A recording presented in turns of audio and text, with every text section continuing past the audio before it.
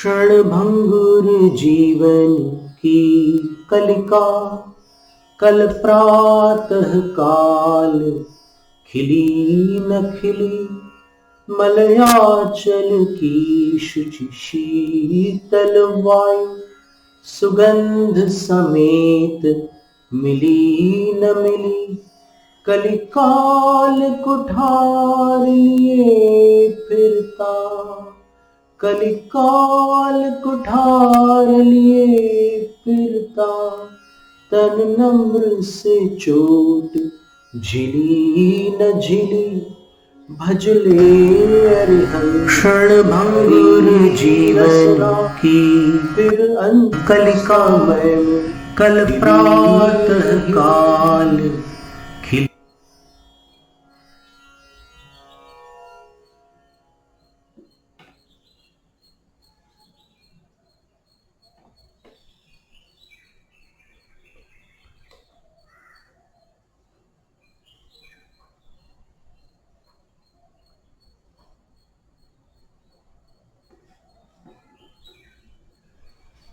नमो अरहंताणम पद पर धवल ग्रंथ और चारित्र पाहुड़ ग्रंथ की टीका के आधार पर फिर नाणसार के जो सप्त द्वारों पर एक एक अक्षरों को स्थापित करके ध्यान करने की विधि है, उस पर सुदर्शन चरित्र में 7 अक्षरों द्वारा एक सुभग नामक ग्वाल बाल की एक भव में मुक्ति का वर्णन, ज्ञानार्णव ग्रंथ में ओंकार अर्थात प्रणव बीज सहित नमो अरहंताणम के ध्यान से तीर्थंकर भगवान के मुख का दर्शन आदि आदि अनेक विषय अपन ने पढ़े थे। और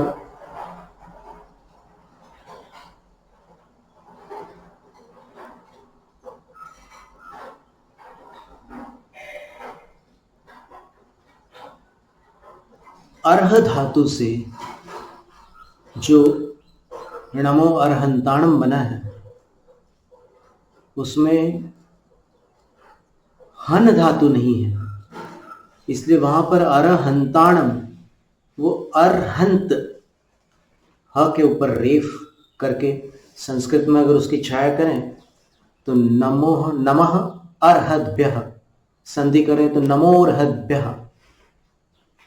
अर्हद्भ्यः।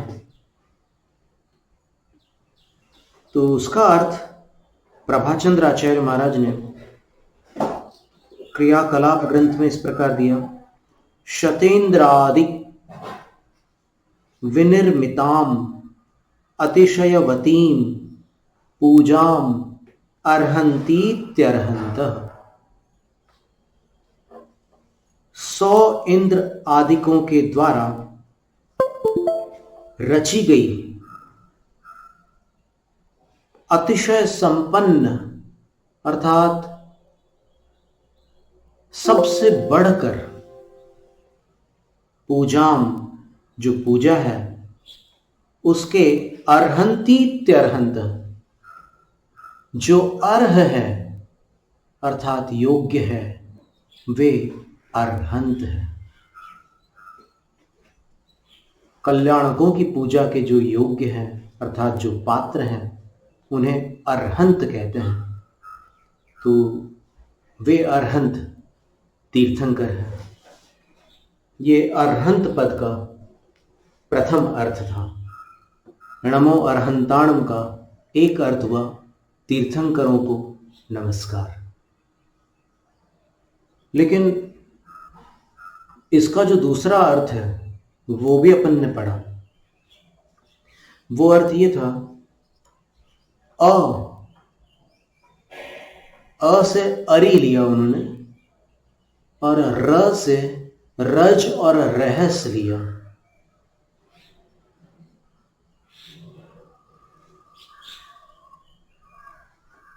अरि चारों गतियों में जीव को भटका भटका कर पीड़ा प्रदान करने वाला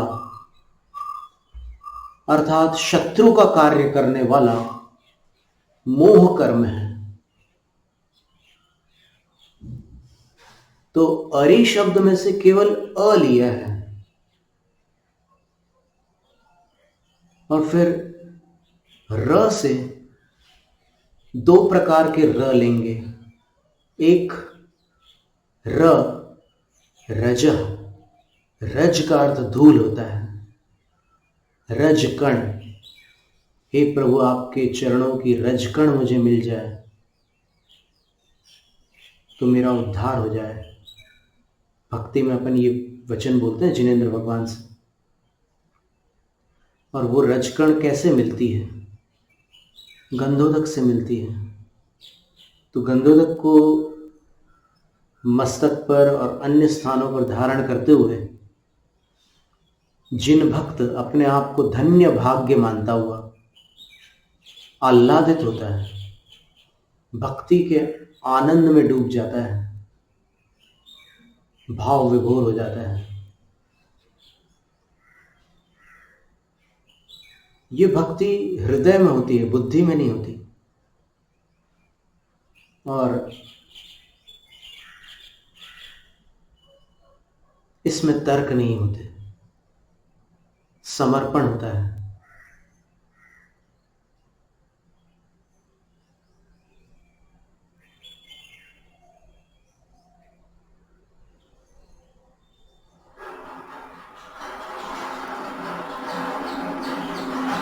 एक शिष्या से उसकी एक सहेली पूछती है, तुम्हारे गुरु तुम्हारा उपचार कर सकते हैं, तुम्हें इतनी वेदना है, तुम भयंकर व्याधि से ग्रस्त हो, तुम वहां जाकर के उनसे प्रार्थना क्यों नहीं करती? तब उसने जो उत्तर दिया बड़ा अद्भुत उत्तर था। ये दृष्टांत हमने कहीं पर पढ़ा था और ये दृष्टांत प्रभु के विषय में था, हम उसको गुरु के विषय में बता रहे हैं। कि वो कहती है कि मैं इसलिए गुरु को अपनी पीड़ा नहीं सुनाती क्योंकि मुझे वहां जाकर सुनना अच्छा लगता है।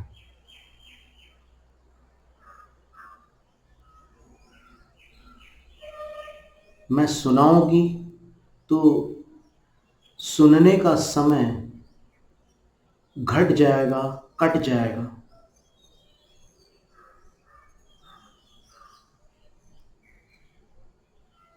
दूसरी बात,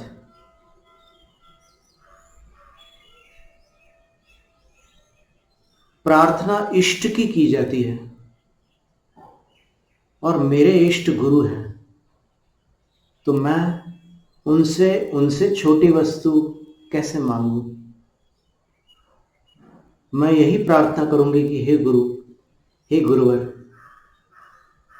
आप ही मुझे हमेशा प्राप्त रहो। और तीसरी बात यह है कि जब गुरु मुझे प्राप्त हैं तो वो कहीं भी हो,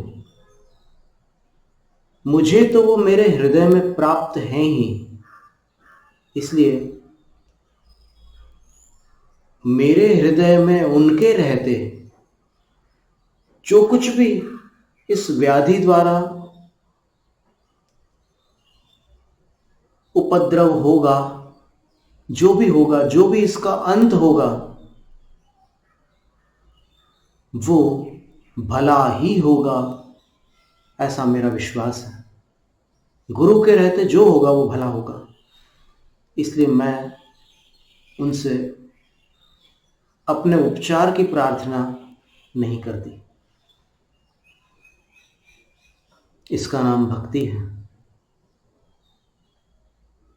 तब भी ये निष्काम भक्ति की श्रेणी में है। निष्काम भक्ति दो प्रकार की भक्तियों में उत्तम गिनी जाती है। एक सकाम भक्ति भी होती है, दूसरी निष्काम भक्ति होती है। सकाम भक्ति वो करते हैं जिनकी सहन शक्ति अल्प है। वो प्रार्थना करते हैं कि हे प्रभु, ये जो मुझे पीड़ा हो रही है,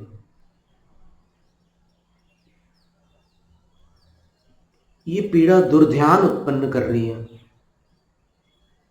इसलिए मेरी प्रार्थना है कि मुझ में सद्ध्यान की शक्ति उत्पन्न हो। आप मुझे सद्ध्यान करने की शक्ति दो। तो सद्ध्यान करने की शक्ति वो मांगता है, पर ऐसा है कि उसमें पुण्योदय और कुछ आवरण कर्म के क्षयोपशम का होना आवश्यक होता है। यदि इसके कर्म अधिक प्रबल हुए तो फिर शक्ति नहीं बढ़ेगी, पर वो अपनी भक्ति बढ़ा सकता है। और फिर कभी जैसे बच्चे को भूख लगती है तो वो माँ से कहता है कि बस मुझे भोजन दो, और उसके अंदर जैसी सरलता होती है, सहजता होती है, वैसा ही निश्चल भाव उस भक्त के अंदर भी होता है कि भगवान मुझे ये सहन नहीं हो रहा है, आप जो करना है करो, मैंने सब कुछ आपके ऊपर छोड़ दिया है।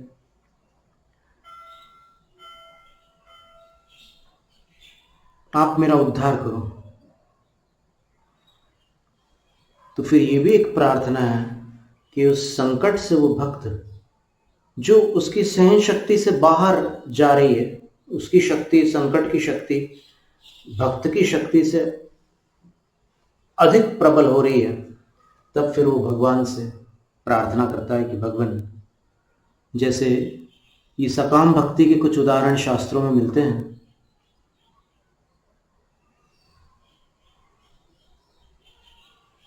लगभग 300 से अधिक रामायणों का आज प्रकाशन हो चुका है। उनमें अनेक जैन रामायण भी हैं। रामचरित्र नाम की एक जैन रामायण है, एक पद्म पुराण नाम की जैन रामायण है, एक उत्तर पुराण में आई हुई जैन रामायण है, एक सप्तव्यसन चरित्र में जैन रामायण है, एक पौमचरियु स्वयंभू नामक एक कवि ने अपभ्रंश भाषा में लिखी है, वो जैन रामायण है। एक विमल सूरीकृत पौमचरीय जैन रामायण है, प्राकृत में है वो। और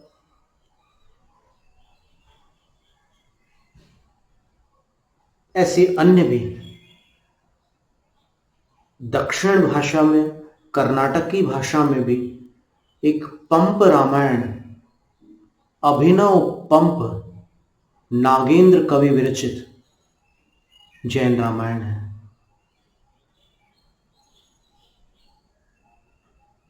तो ये 7 जैन रामायणों के नाम तो हमने लिए। फिर इतर संप्रदायों में भी अनेक रामायण हैं। 300 से अधिक रामायण प्रकाशित हैं। अब जब लक्ष्मण को शक्ति लगती है, तब सीता जी भगवान की भक्ति और करते हुए प्रार्थना करती है, हे भगवान मेरे देवर की रक्षा करना। और भाव विभोर होकर के ऐसी प्रार्थना करती है कि उसकी आंखें थोड़ी भीग जाती है, गला भर आता है।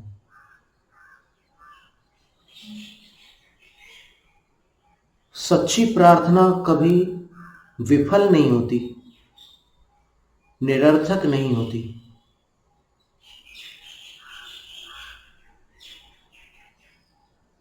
असंभव को संभव बनाने की शक्ति प्रार्थना में होती है।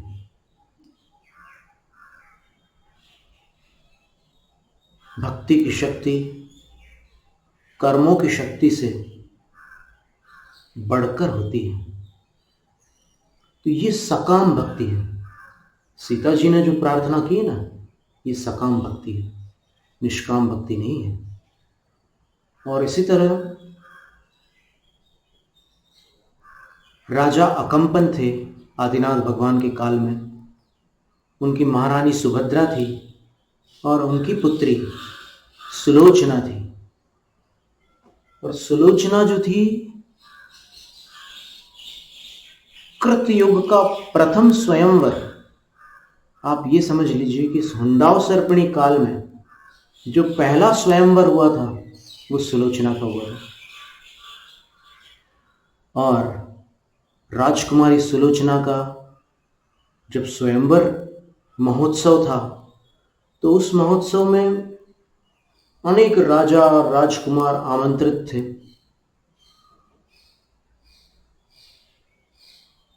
चक्रवर्ती का पुत्र अर्ककीर्ति और चक्रवर्ती का सेनापति जय कुमार भी उस स्वयंवर सभा में उपस्थित था। दोनों उपस्थित थे।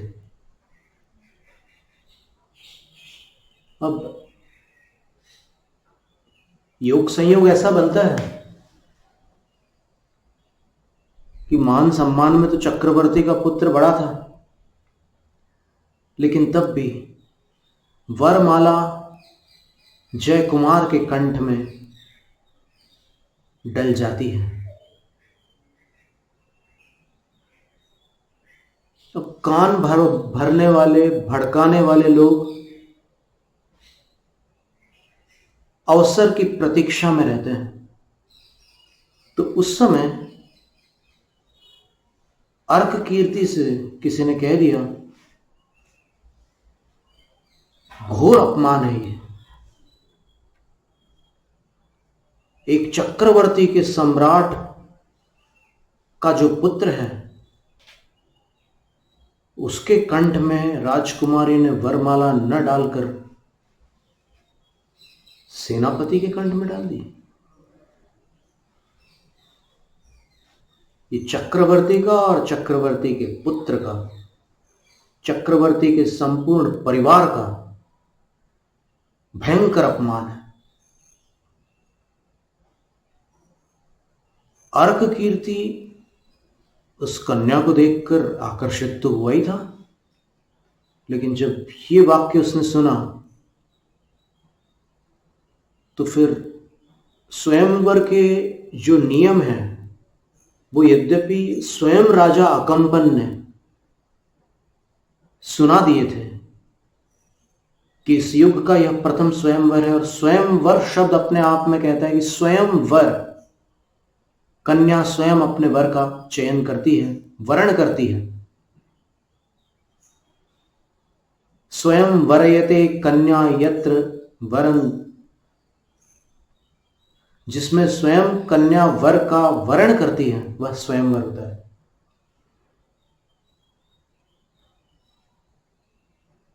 अब वो बुरा मान गया अर्ककीर्ति। राजकुमार था, भरत चक्रवर्ती का पुत्र था, बुरा मान गया और उसने अपने मुख से कहा,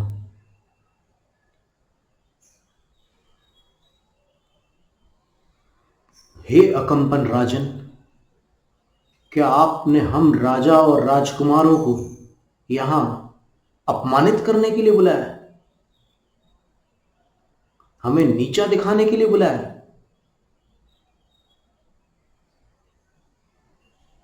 हम इस वर्ण को अस्वीकार करते हैं और यदि यह कन्या किसी के योग्य है तो वह इस संपूर्ण पृथ्वी पर केवल मैं हूं। मेरे अतिरिक्त कोई नहीं हो सकता जिसका यह कन्या वरण करे। राजा अकंपन विनयपूर्वक कहते हैं कि ही राजपुत्र, ही चक्री पुत्र, मैं क्षमा चाहता हूं।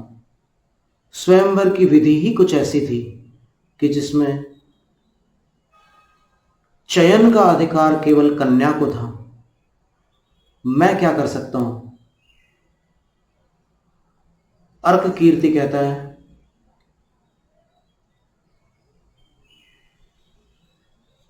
कि यह कन्या केवल मेरी होगी, अन्य किसी की नहीं।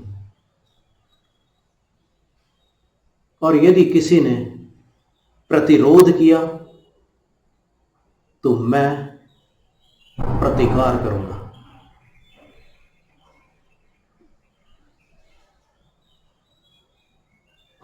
जब राजा अकंपन ने ये वाक्य सुना तब वो चिंतित हो गया और उसने सेनापति से कहा कि कन्या की रक्षा के लिए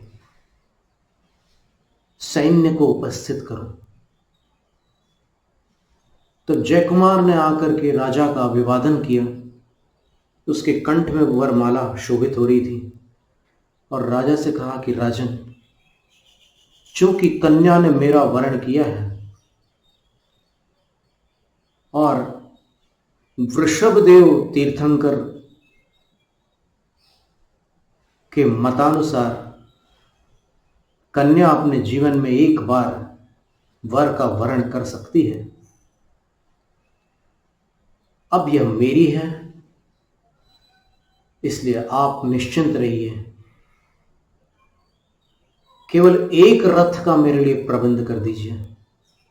मैं देखता हूं इस कन्या पर कैसे आंच आती है। राजा कहता है कि हे जयकुमार, आप अकेले और वो चक्री पुत्र की विशाल सेना?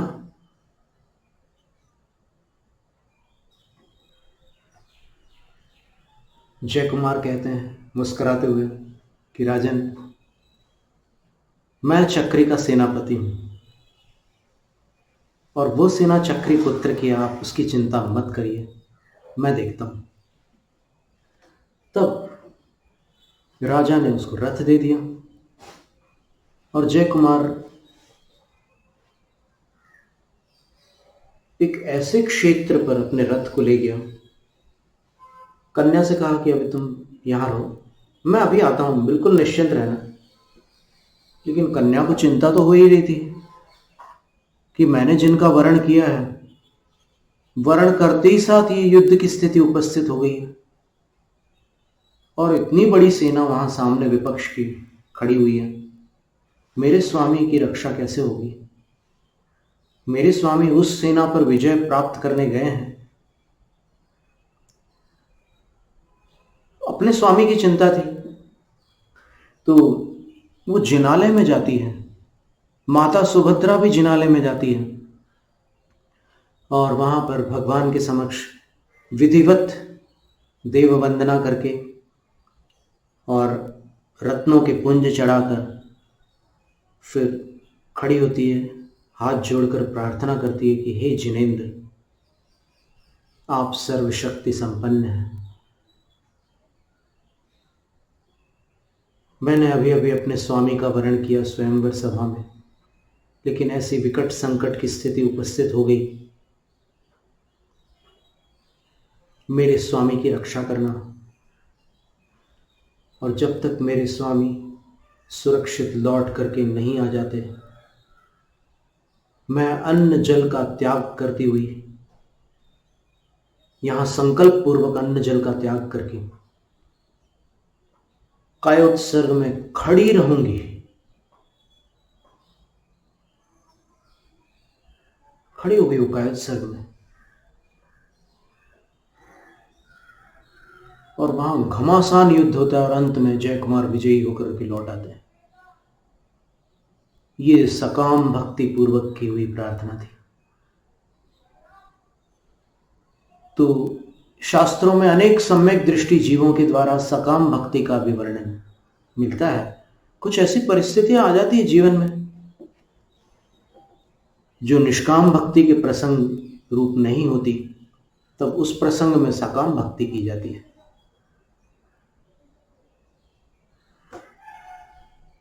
तो नमोकार पद,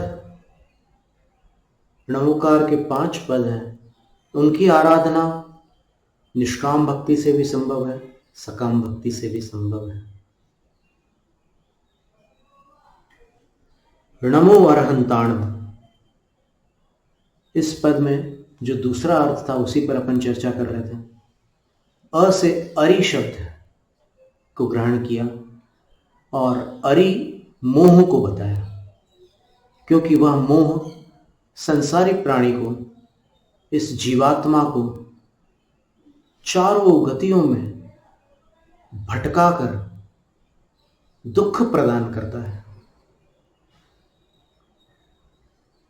जो कार्य शत्रु का है वह कार्य मोह करता है, तो वस्तुतः अपने भीतर बैठा हुआ शत्रु मोहनीय कर्म है। तो अ से अरि और अरि से मोहनीय कर्म ग्रहण किया।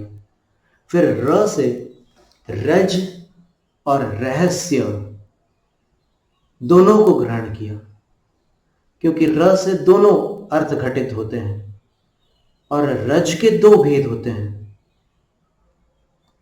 कभी ज्ञान पर धूल आ जाती है, कभी दर्शन पर धूल आ जाती है। तो ज्ञानावरण भी एक प्रकार की रज है और दर्शनावरण भी एक प्रकार की रज है, और रहस्य जो है वो अंतराय कर्म है।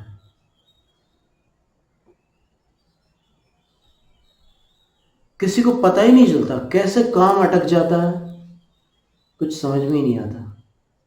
सब कुछ कर चुके, पूरा रास्ता साफ हो चुका, लेकिन फिर अचानक सब ठप हो जाता है काम। अंतराय कर्म रहस्यपूर्ण होता है, छुप करके काम करता है। विघ्न अपन जो डालते हैं दूसरों के कामों में, तब अपने को जो कर्म बंद होता है, विघ्न करणम अंतरायस्य, 6ठे अध्याय का अंतिम सूत्र, तत्वार्थ सूत्र में, उसका बंद होता है अपने को।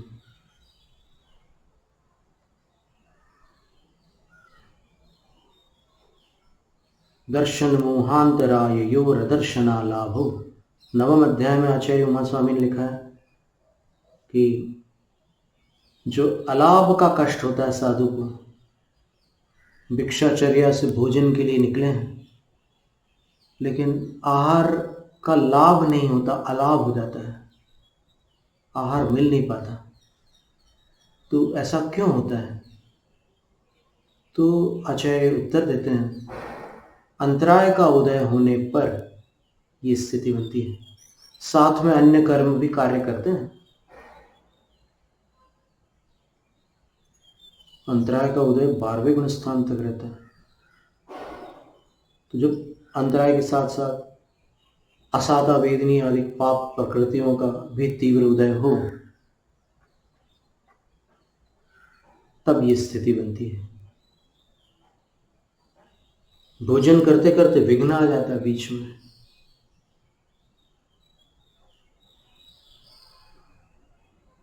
और शास्त्रों में लिखा है कि 32 ऐसे प्रसंग है जहां साधु आहार त्याग दे।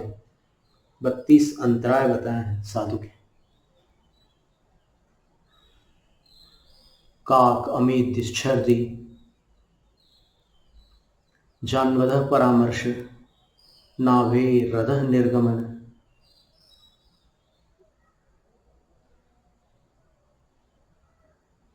भूमि स्पर्शन, 32 अंतराय बताए हैं मुनिराज के। आहार के बीच में अगर हाथ घुटने से नीचे लग जाए, इतना झुक जाए साधु कि हाथ घुटने के नीचे लग जाए, किसी कारण से लग जाए, कोई कई स्थितियां बन सकती है। मान लो कोई कीड़ा पैर पर चढ़ने लग जाए और साधु उसको ऐसे वहां से हटा दे, दूर कर दे। आहार के बीच में पिच्छी तो नहीं उठा रहे, लेकिन ऐसे दूर कर दे और उनका हाथ घुटने से नीचे छू जाए तो अंतराय होता है। सिद्ध भक्ति करने के बाद अगर भूमि का स्पर्श हो जाए हाथ से तो अंतराय होता है। सिद्ध भक्ति की और बिना भूमि को छुए खड़े होकर के फिर आहार ग्रहण करते हैं, भूमि स्पर्श करने पर अंतराय होता है। तो ऐसे 32 अंतराय बताए। तो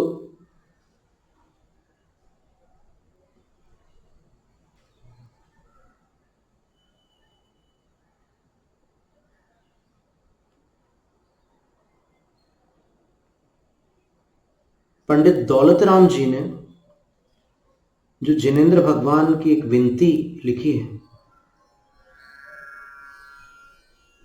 उसमें उन्होंने पहले दोहे में यही सूचित किया है कि भगवान अ और र के हंता है, उनसे रहित है, उनसे विहीन है।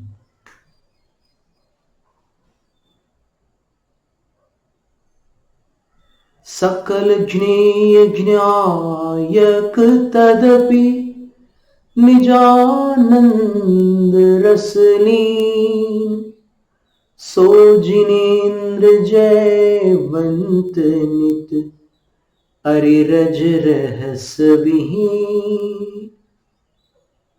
संपूर्ण ज्ञेय के ज्ञायक सर्वज्ञ है, लेकिन निजानंद रसलीन है, वीतराग है। और वीतराग होने के कारण आनंद से परिपूर्ण है। जब तक राग है तब तक जीव दुखी होता है, वीतराग है तो आनंद मग्न है। सो जिनेन्द्र जयवंत नित, वो जिनेन्द्र भगवान नित जयवंत है।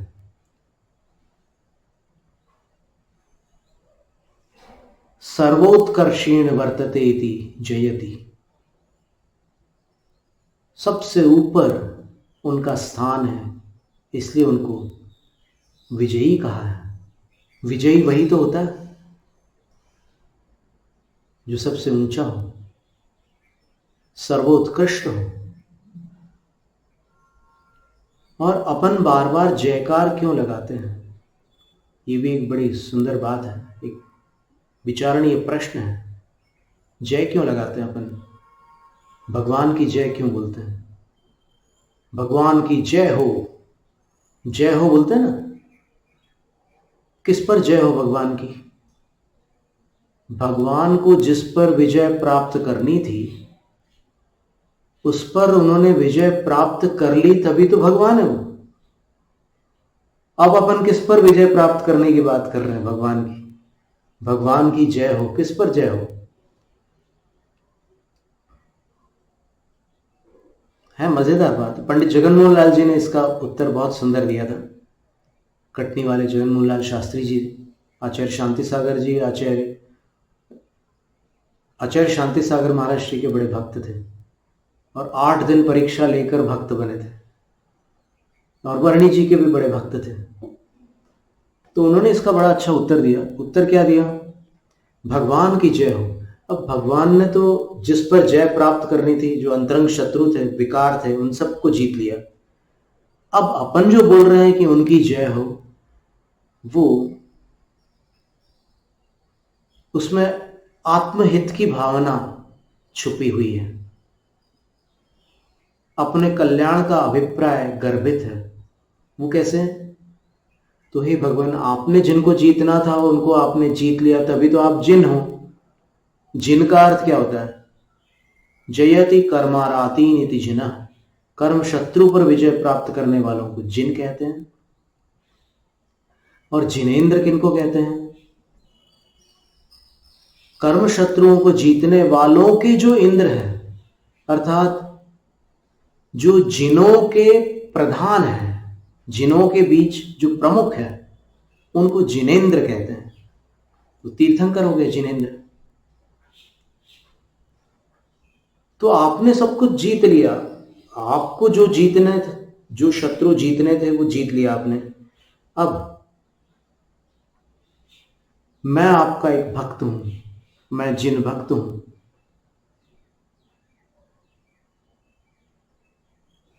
मैं आपके निकट आना चाहता हूं, और आपके निकट तब तक नहीं आ सकता जब तक मेरे कर्म रूपी शत्रु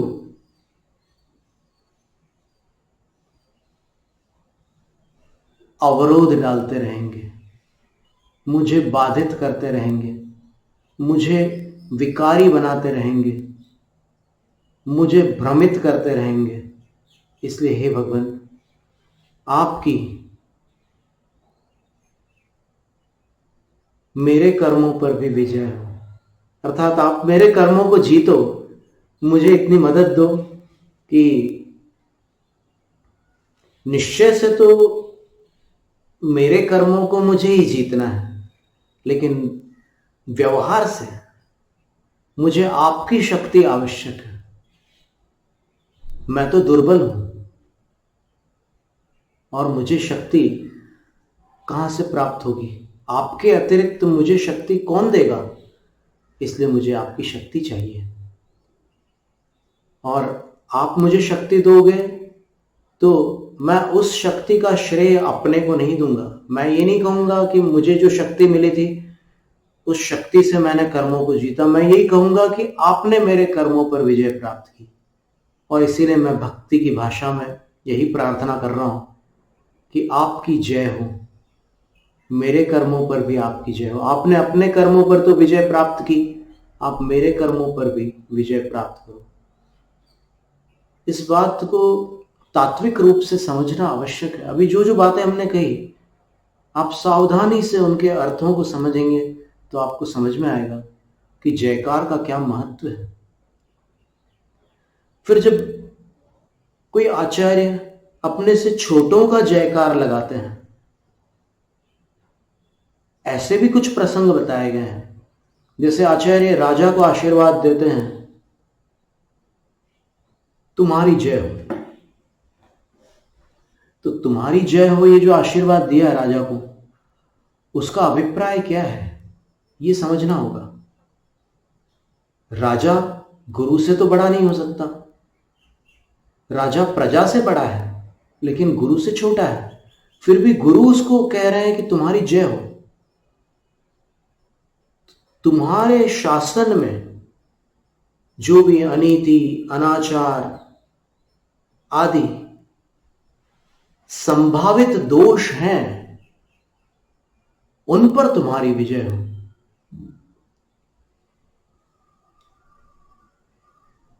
और तुम्हारे राज्य शासन में जो बाधक तत्व है, जो विपक्ष हैं, जो शत्रुजन हैं, तुम्हारे निष्कंटक शासन को, तुम्हारे राज्य को प्रदूषित करना चाहते हैं, तुम्हारे यहां अशांति पैदा करना चाहते हैं, उन पर तुम्हारी विजय हो। जैसे अब आप पूछेंगे कि कहीं कोई जैनाचार्य ने भी ऐसे कोई वचन बोले हैं क्या? किसी राजा को विजयी होने का आशीर्वाद कोई जैनाचार्य ने दिया है क्या? उसका कोई उदाहरण है क्या? तो ऐसा प्रश्न यदि उठे किसी के मन में, तो हम उसके लिए शास्त्र का आधार प्रस्तुत करते हैं। आप शांत भाव से, विनम्र भाव से देखना।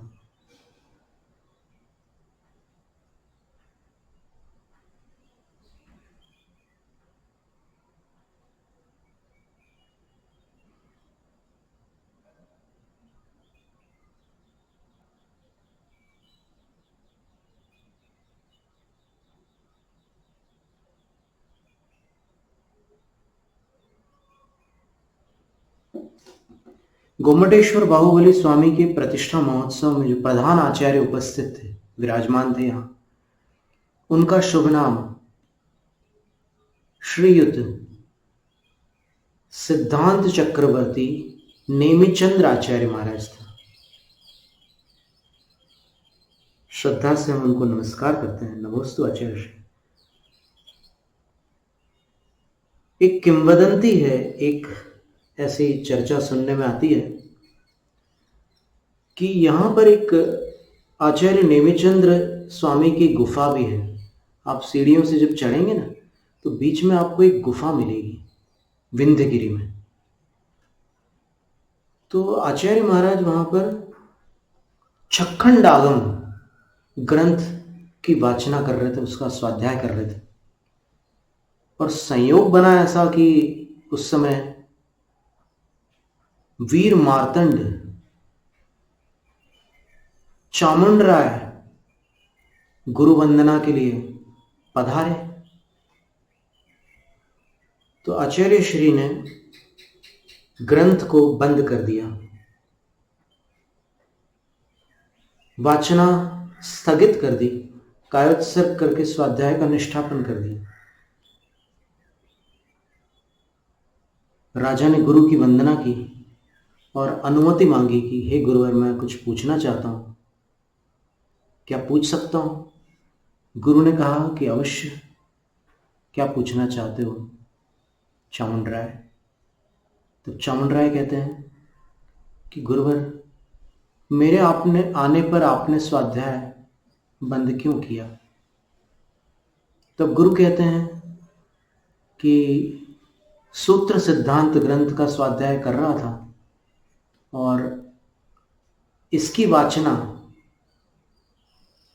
सबके समक्ष नहीं की जा सकती, इसलिए मैंने बंद कर दिया। तब राजा ने कहा कि हे गुरुवर, सूत्र सिद्धांत की वाचना यदि सबके सामने नहीं की जा सकती तो फिर हम जैसे लोगों को जीव सिद्धांत, कर्म सिद्धांत का कैसे बोध होगा? हम भी कुछ समझना चाहते हैं। तो आचार्य कहते हैं कि हम उसका प्रबंध करेंगे।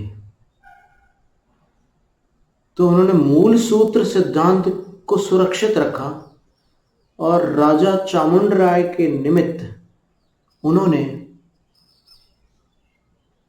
गोम्मटसार जीवकांड और गोम्मटसार कर्मकांड की रचना की, जिसमें धवला का सार था और 5 विषयों का संग्रह था। पंच संग्रह कहते हैं जिसको। और ये पंच संग्रह उनके लिए वर्जित नहीं था। पंच संग्रह का स्वाध्याय करना निषिद्ध नहीं है, सूत्र सिद्धांत का स्वाध्याय वर्जित था।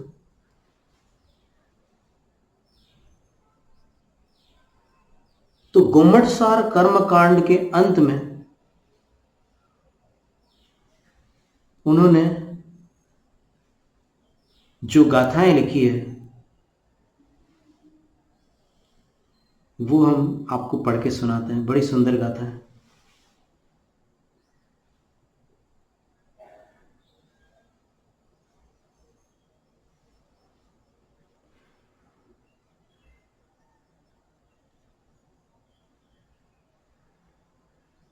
ये बड़े जानकारी का विषय है। अधूरे ज्ञान के कारण अपन बहुत सारी बातों से अनजान हैं, तो इसको अपन देखें तो फिर पता चले कि कितनी सुंदर बात है यहाँ।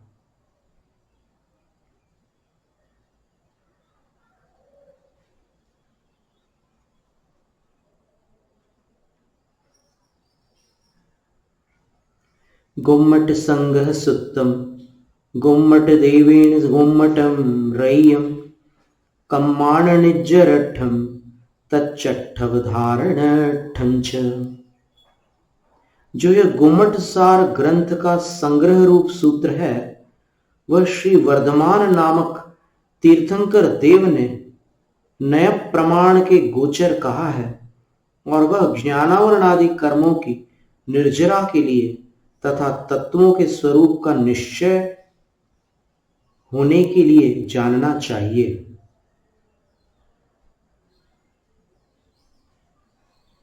जम्मी गुणानि विस्सन्ता गणहर देवादि इड्डिपत्ताणम सो अजिय सेन ना हो जस गुरु जयो सो राओ। ध्यान से सुनना। जिसमें बुद्धि आदि रिद्धियों को प्राप्त गणधर देवादि मुनियों के गुण विश्राम को प्राप्त होकर ठहरे हुए हैं, अर्थात गणधर आदिकों के समान जिनके गुण हैं, ऐसे अजितसेन नामक मुनिनाथ अर्थात आचार्य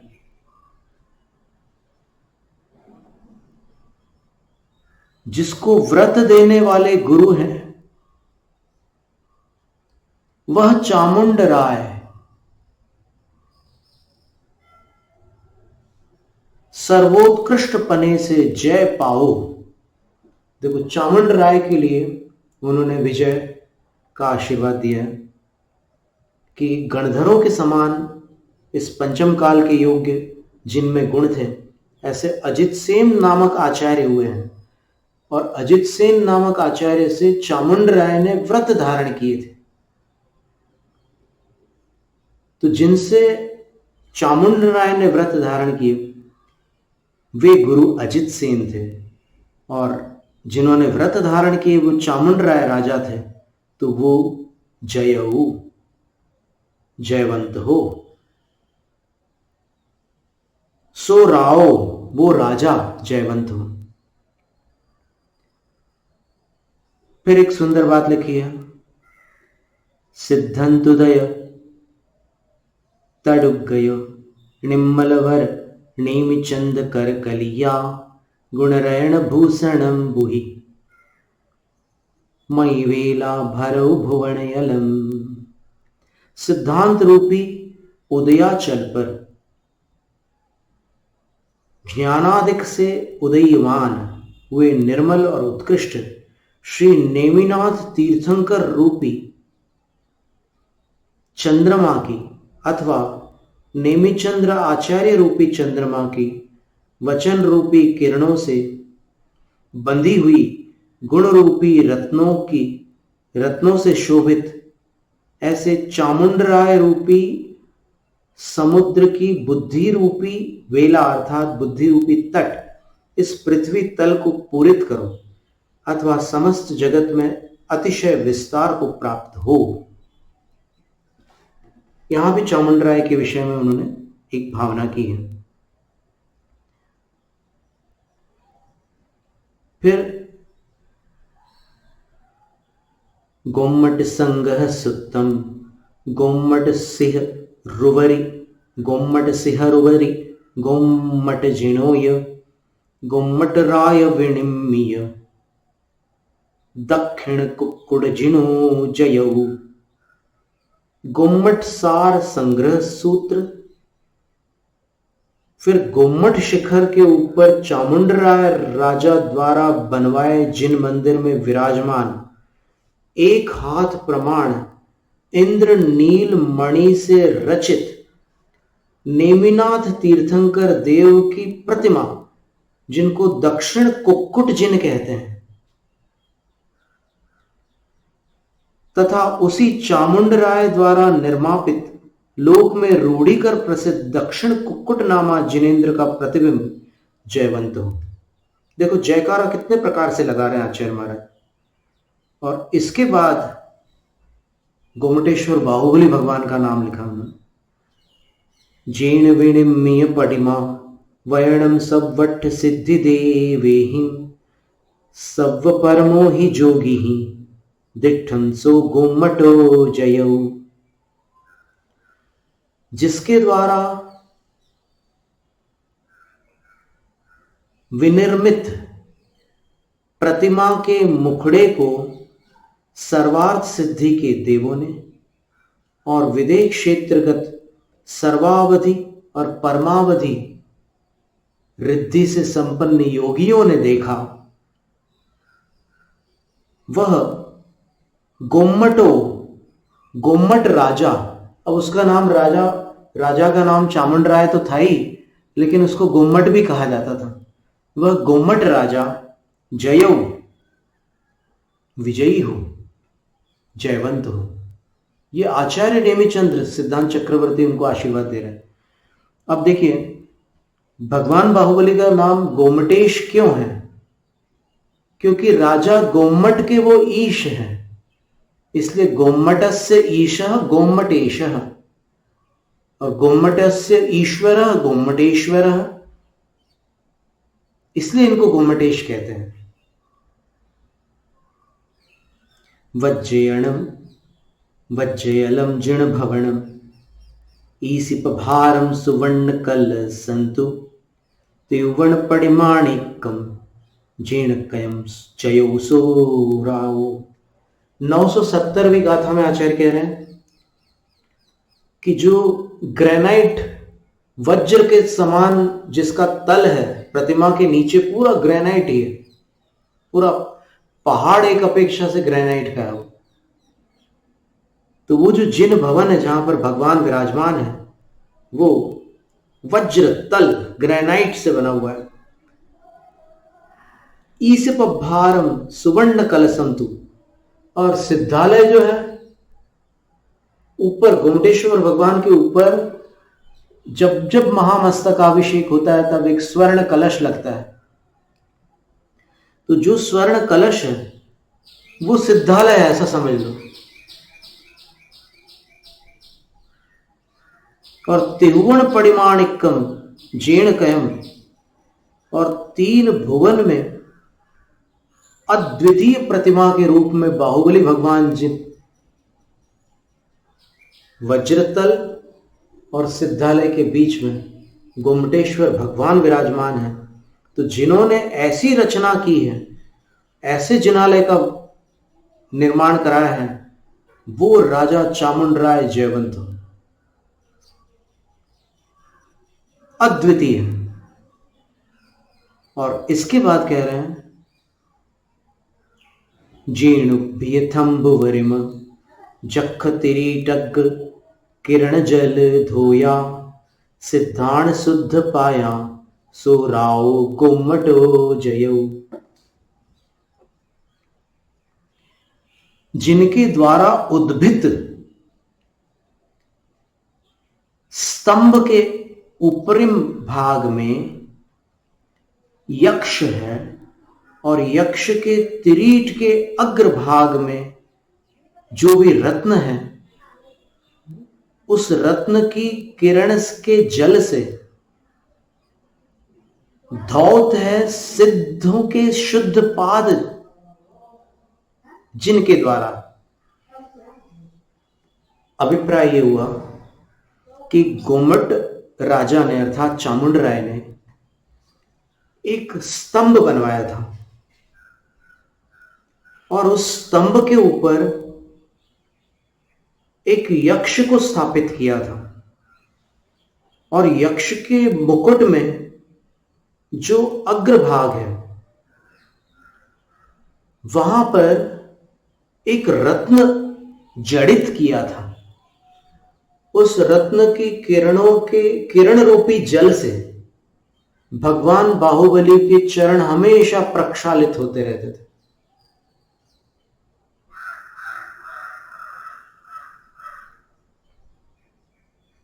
ये बड़ी ऐतिहासिक घटना है। आज अपने को वो रत्न नहीं मिलता वहां पर, और कुछ भट्टारकों के मुख से हमने सुना है कि वही रत्न आज कोहिनूर के रूप में भारत के बाहर जा चुका है। वो इतना बड़ा कोहिनूर हीरा था कि उसकी किरणों से भगवान के चरण हमेशा प्रकाशित रहते थे। तो आचार्य महाराज ने अलंकारिक भाषा में कहा कि वो किरण क्या, जल थी वो, और उससे भगवान के चरण धुलते रहते थे। तो जिस राजा ने ऐसा निर्माण कराया, सो राव गोम्मटो जयो, वे राजा गोम्मट जयवंत हो। और अंतिम गाथा जो है ग्रंथ की, उसमें आचार्य कहते हैं गुम्मट गुम्मट सुतल्लिहणे गुम्मटरायण जो कया देसी सूराओ चिरकालम नामेण वीरम तंडी। ये जो गुम्मट सूत्र नेमिचंद आचार्य महाराज ने लिखा है, उसके लिखने में गुम्मट राजा ने जो स्थानीय भाषा में, अब इससे ये सूचित होता है कि आचार्य महाराज ने इस ग्रंथ की रचना संभवतः ब्राह्मी लिपि में की हो, लेकिन ब्राह्मी लिपि स्थानीय भाषा रूप नहीं थी, तो राजा गुम्मट ने उसको देशी लिपि में रूपांतरित कराया। अर्थात राजा ने हड़े कन्नड़ में गुम्मट संग्रह सूत्र की लिपि करवाई। सोराओ चिरम कालम नामेण वीर मत्तंडी, तो वह राजा चिरकाल तक जयवंत हो। जिस नाम की अपेक्षा, क्या नाम है राजा का, लोग उसको किस नाम से पुकारते थे? लोग चामुंडराय नहीं बोलते थे, लोग उसको गुम्मट नहीं बोलते थे, लोग उस राजा को वीर मत्तंडी बोलते थे, वीर मार्तंड बोलते थे।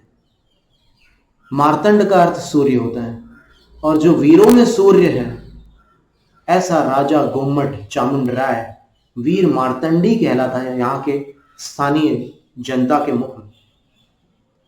तो इस तरह अपन ने देखा कि जब अपन भगवान का जयकार लगाते हैं, तब अपन अपने कर्मों पर विजय प्राप्त करने के लिए भगवान से निवेदन करते हैं, प्रार्थना करते हैं। और जयकार जो होता है वो बड़ों का भी हो सकता है और छोटों का भी हो सकता है। तो अपन ने देखा कि आचार्य नेमिचंद्र सिद्धांत चक्रवर्ती ने राजा का जयकार इस ग्रंथ के अंत में लगाया। राजा के निमित्त से ही उन्होंने षटखंड आगम का सार, और ऐसा सार जो पंच संग्रह रूप है, वो राजा के लिए प्रस्तुत कर दिया ग्रंथ रचना करके। नमो अरहंताणम बोलते समय जयति भगवान भी एक सूत्र है। एक गौतम गणधर महाराज के मुख से निकले हुए वचन में गौतम गणधर ने क्या किया था कि जब वो भगवान के भक्त बन गए, जब वो गणधर हो गए, उन्होंने फिर भगवान की एक स्तुति लिखी थी। लिखी भी क्या थी, वो तो लिखने की उनको आवश्यकता नहीं थी।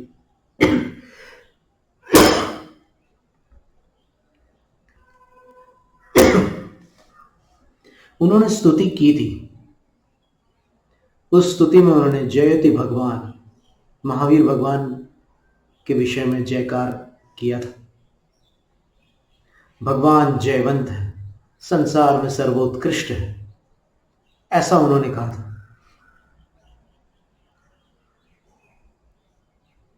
तो नमो अरहंताण में 4 घाती कर्मों का हनन करने वाले अ और र के जो हंता हैं, उनको भी नमस्कार किया जाता है। नमो अरहंताणम। तो 4 घाती कर्म के हंता तो अकेले तीर्थंकर नहीं है, 7 केवली हैं। तो 7 केवली का वर्णन अपन फिर आगामी सत्रों में देखेंगे। आज यहीं पर अपन स्वाध्याय को निष्ठापित कर रहे हैं। जैनम जयतु शासनम। अथ पौर्वाण्यक स्वाध्याय निष्ठापन क्रियायां पूर्वाचार्यानुक्रमेण सकल कर्म क्षयार्थम भाव पूजा वंदनास्तव समी। उदक चंदन तंडुल पुष्पकैः चरु सुदीप सुधूप फलार्घ्यकैः धवल मंगल गान रवाकुले जिन गृहे जिन नाथमहं यजे, जिन गृहे जिन सूत्रमहं यजे, जिन गृहे मुनिराजमहं यजे। ओम ह्रां ह्रीं ह्रूं ह्रौं ह्रः अस्याउसा अर्हत सिद्धाचार्योपाध्याय सर्व साधुभ्यो नमः। भगवती सरस्वती देव्यै नमः। देवशास्त्रगुरुभ्यो नमः।